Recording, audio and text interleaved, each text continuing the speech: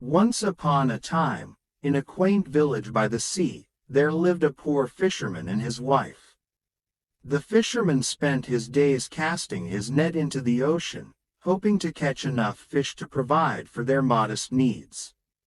One day, as he was about to reel in his net, he felt a strong tug. To his surprise, he had caught a large flounder. As he lifted the fish out of the water, it spoke in a human voice. "Please, kind fisherman, spare my life. I am not an ordinary fish but an enchanted prince. If you let me go, I will grant you any wish you desire." Astonished, the fisherman let the flounder go. When he returned home, he told his wife about the talking fish and its promise. His wife, whose name was Greta, was not content with their humble life. She urged him to return to the sea and ask the flounder for a better home.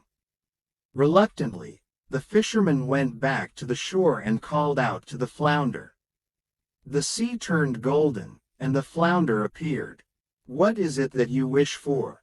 asked the fish. "My wife wants a better home," said the fisherman. "Go home. She already has it," replied the flounder. When the fisherman returned, he found a beautiful cottage instead of their old hut. Greta was delighted but soon grew dissatisfied. "Husband, go back and ask the flounder to make us wealthy."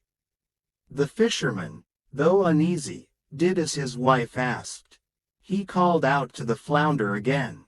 This time, the sea turned a deeper shade of gold. "What does she want now?" asked the flounder. "My wife desires wealth," said the fisherman.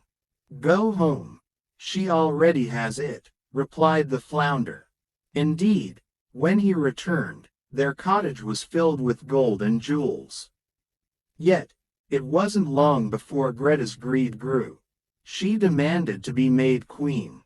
The fisherman, fearing his wife's wrath, went to the flounder once more. This time, the sea was dark and stormy. "My wife wants to be queen," said the fisherman. "Go home. She already is," replied the flounder. True enough, Greta was now queen, ruling over a vast kingdom.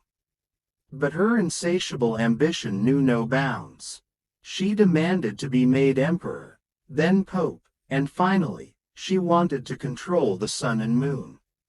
The fisherman, terrified of what might happen, went to the flounder one last time. The sea was raging, and the sky was dark with storm clouds. "What does she want now?"